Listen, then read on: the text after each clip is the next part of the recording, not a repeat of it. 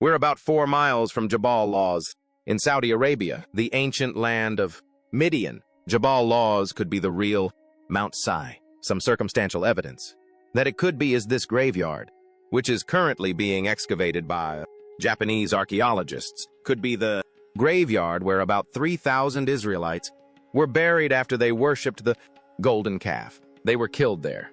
They told us not to look, but for decades, one mountain in Saudi Arabia was sealed behind armed guards, barbed wire, and silence, dismissed as a military zone and erased from scientific curiosity. The real location of Mount Sinai is not in Egypt, but Saudi Arabia. So, what were they protecting? In 2025, that silence finally cracked when a single drone was allowed to fly overhead, equipped with technology capable of seeing through solid rock. What it detected beneath the surface stunned researchers. Perfectly rectangular chambers, geometric grids, underground rooms arranged with precision no natural process could create. Could this be a coincidence? Even more unsettling is the location. It aligns with ancient descriptions of the mountain where Moses stood before God, where the 10 commandments were given, the birthplace of Western civilization itself. For centuries, the belief was that Mount Sinai, the place where God gave Moses the 10 commandments. If this data is real, this isn't just archaeology. It's potential proof that the Exodus actually happened. And this is the story they never wanted you to hear. The wrong mountain. Let me tell you about the greatest misdirection in religious history. For over 1,500 years, millions of pilgrims have traveled to a mountain in Egypt called Jabal Musa. There is a famous monastery at its base, St. Catherine's, built in the 6th century by the Byzantine Emperor Justinian. Tourists climb those ancient steps every single day, believing they are walking where Moses walked. Churches teach it. Textbooks confirm it. The location has become so established that questioning it feels almost heretical. But here is the problem that nobody wants to talk about. The evidence does not match. Not even close. The Bible describes Mount Sinai as a place of fire and smoke. The burning bush from the Bible where God speaks to Moses, while the fire is out, and the bush may not be talking to anyone these days. Its very existence seems miraculous. When God descended upon it, the mountain burned. The ground shook violently. Smoke rose like the smoke of a furnace. The entire peak was engulfed in what can only be described as volcanic fury. Now, look at Jabal Musa. It is granite. Solid, stable, geologically dead. Granite. Geologists have surveyed every inch of it. There is no evidence of volcanic activity, no scorched rock, no thermal damage, nothing that could explain the cataclysmic events described in Exodus. Then there is the geography problem. According to the biblical account, the Israelites crossed the Red Sea and traveled through a region called Midian before reaching the mountain of God. Here is the thing about Midian that scholars have known for centuries but conveniently ignored. Midian was not in Egypt. It was east of the Gulf of Aqaba. It was in what is now northwestern Saudi Arabia. The Israelites were headed located in Midian, which is modern-day Arabia, modern-day Saudi Arabia. So, Midian was in Saudi Arabia, not in the Sinai Peninsula. The route described in Exodus leads directly away from the Sinai Peninsula and toward the Arabian Desert. So, how did we end up at the wrong mountain for 1,500 years? The answer is politics, power, and one very influential monastery. In the 4th century, Christianity had just become legal in the Roman Empire. Pilgrimage became an obsession. Believers wanted to see the places mentioned in Scripture with their own eyes. They wanted proof, and the church needed to provide it. So when a small group of monks settled beneath a mountain in Egypt and claimed it was Sinai, nobody questioned them. Emperor Justinian built a fortress monastery to make it official. The site accumulated wealth, influence, and political protection. Challenging it meant challenging 15 centuries of tradition, millions of devoted pilgrims, and one of the oldest Christian institutions on earth. Scholars built their theories around the assumption that Jabal Musa was correct. They rewrote geography. They dismissed contradictions. They refused to look anywhere else until a drone flew over Saudi Arabia and found what should have been there all along. The forbidden scan. In the northwestern corner of Saudi Arabia, there is a mountain called Jabal Laws. For decades, a small group of researchers argued this was the real Mount Sinai. The location fit the biblical route. The geography matched. Local Bedouin tribes had called it the Mountain of Moses for generations, but nobody could prove it because Saudi Arabia would not let anyone look. The region was classified as restricted. Military installations dotted the landscape. Armed patrols guarded the approaches. Archaeologists who applied for permits were denied. Film crews were turned away at checkpoints. The only evidence that leaked out came from adventurers who snuck in illegally and smuggled out grainy photographs before being arrested or expelled. The mystery of Jabal Laws stayed locked behind barbed wire and bureaucratic stone walls. Then, the technology changed everything. In 2025, a private research team made a deal with Saudi officials. No boots on the ground, no excavation, just one drone carrying equipment that military organizations used to find underground, bunkers and buried weapons caches. This was a phased array, ground-penetrating radar system, technology so powerful it can map structures hidden beneath 100 feet of solid rock and create three-dimensional images of what lies underneath. The team programmed a flight path over Jabal Laws, launched the drone, and waited for the data to come back. What appeared on their screens made the entire lab go silent. The radar detected structures, not natural caves, not geological fissures, man-made structures, rectangular chambers, arranged in grid patterns beneath the surface, walls meeting at perfect 90 degrees, angles, corridors connecting rooms in, layouts that looked planned, deliberate, architectural. You do not find right. Angles in nature. Erosion creates curves. Tectonic shifts create chaos. But the scans showed order, the kind of order that only comes from human construction or something beyond human explanation. The depth readings placed these chambers roughly 40 feet below the current surface, buried by millennia of landslides, erosion, and the slow accumulation of desert sand, sealed, intact, waiting to be found. But the real shock was the scale. This was not a small shelter or a single room. The radar detected a network of chambers spanning over 300 miles, featuring, if you laid this complex out on the surface, you would be looking at something the size of a football field, large enough to hold thousands of people, large enough to match the biblical description of 600,000 men plus women and children gathered at the base of the mountain of God. The team ran the scans 3 times. They checked for interference. They recalibrated every sensor. The data held something massive is buried under that mountain, and it has been there since the time of Moses. The evidence carved in stone. The underground chambers were just the beginning. Once the radar data went public, researchers started examining older reports from people who had managed to visit Jabal Laws before the restrictions. What they had documented matches the biblical account with disturbing precision. Start at the summit. The rock at the peak of Jabal Laws is black. Yeah, we're standing again on Mount Sinai here at the summit. And here's a blackened boulder. Not weathered black, not stained by lichen or mineral deposits. Scorched black as if the stone itself had been subjected to intense heat. Every other mountain in the surrounding range is light-colored granite, tan and gray, normal desert rock. But this one peak looks like it was dropped into a furnace. Geologists who analyzed samples found evidence of thermal metamorphism. The rock had been altered by temperatures exceeding 1,000 degrees Celsius. That is hotter than flowing lava. It is the kind of heat you get from a catastrophic fire or an explosive event of unimaginable scale. Exodus chapter 19 describes exactly this. The mountain burned. Smoke ascended like the smoke of a furnace. The whole mountain quaked greatly. The blackened summit of Jabal Laws fits that description perfectly. Now move to the base. There explorers found a massive boulder split cleanly down the middle. The crack is smooth, almost surgical. The two halves sit separated by a wide channel. The The ground around it shows heavy erosion patterns, water erosion, in one of the driest regions on Earth. The Bible describes Moses striking a rock and water pouring out in quantities sufficient to satisfy millions of people and all their livestock.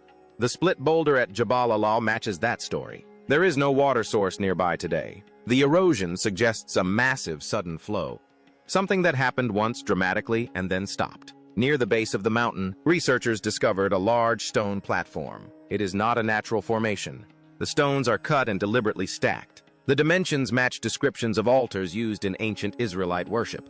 Around the platform, they found burnt animal bones. Chemical analysis dated some of them to the late Bronze Age, the exact period when the Exodus would have occurred. Exodus 24 describes Moses building an altar at the base of the mountain and offering sacrifices. The stone platform at Jabal Laws sits in the right place from the right time with evidence of exactly the right activity. But perhaps the most controversial discovery was the petroglyphs.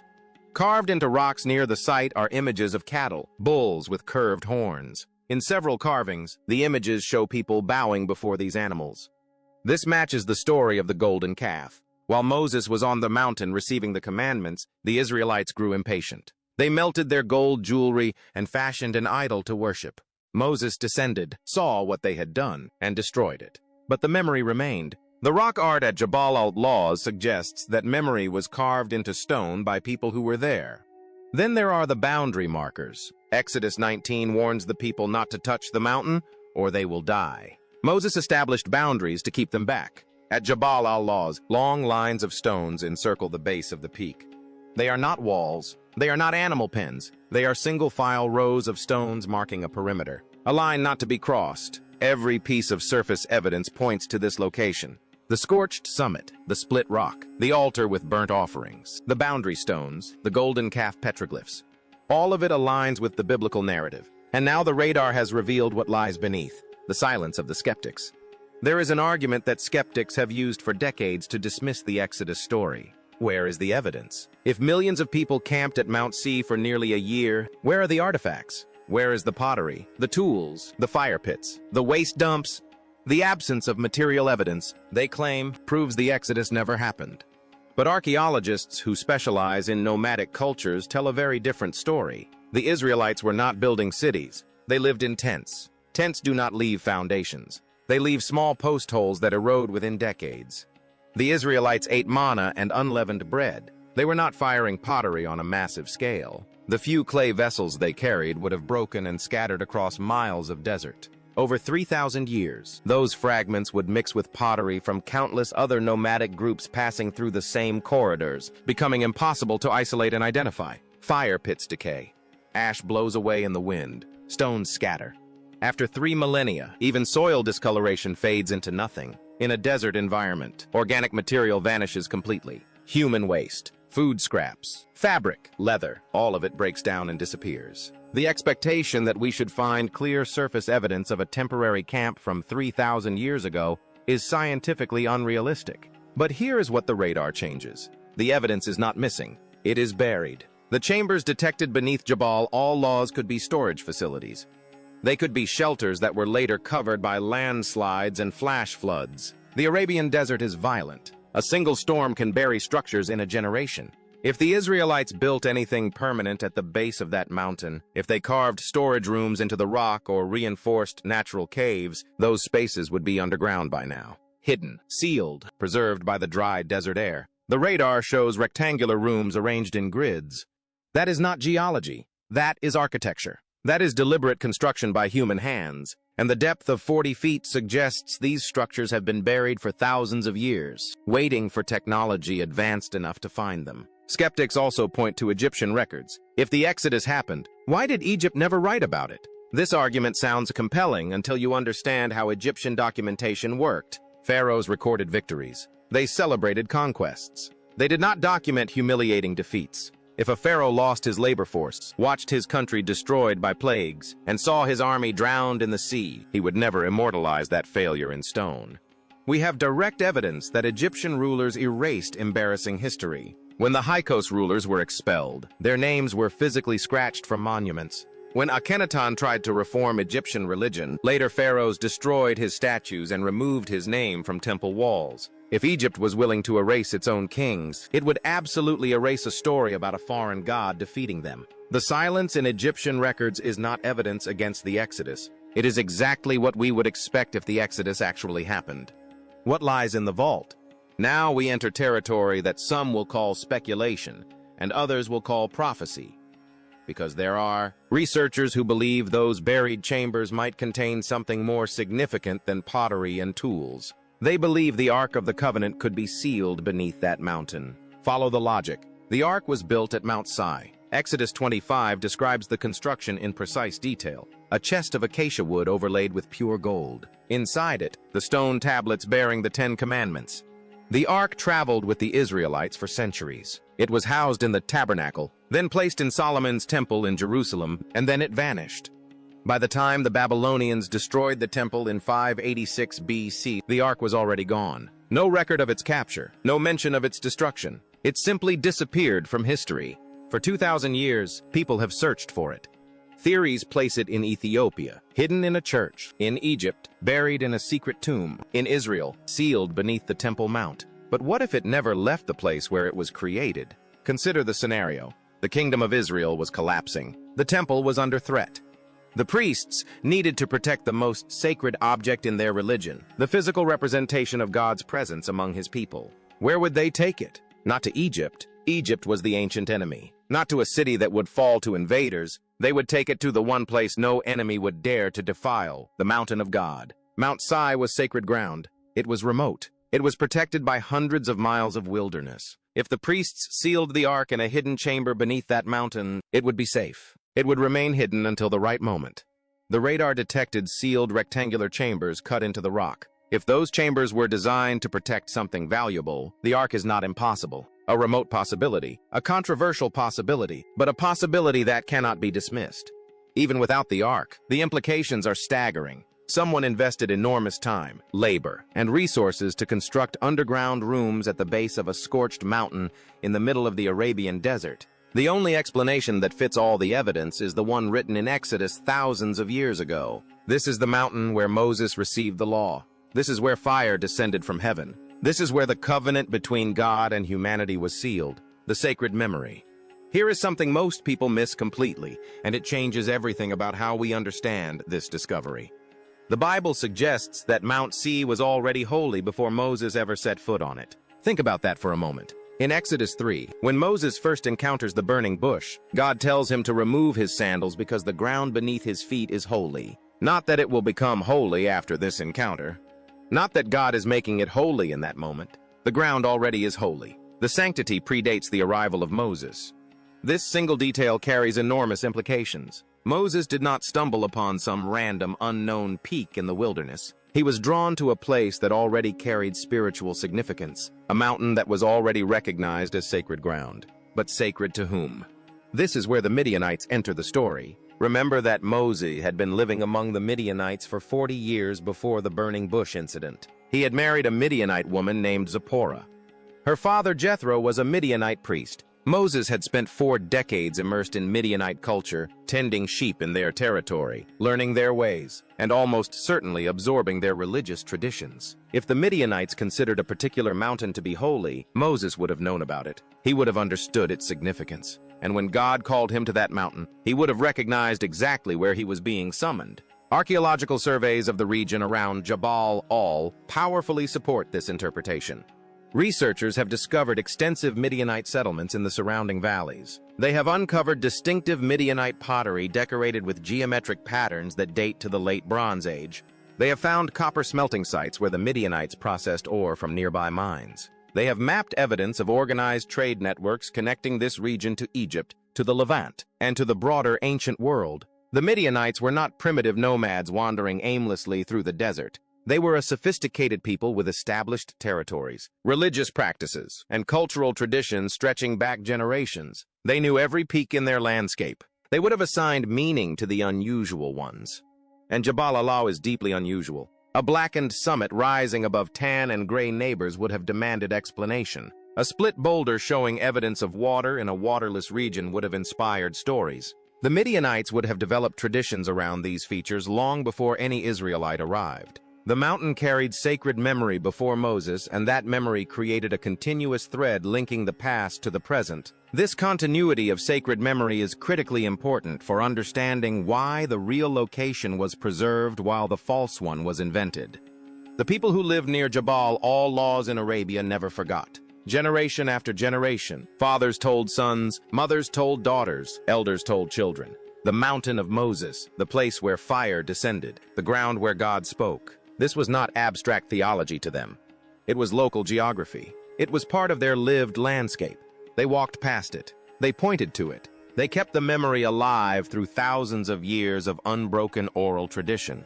Meanwhile, 1,500 miles away in Egypt, Byzantine monks were guessing. They had no connection to the original tradition. They had no access to the living memory.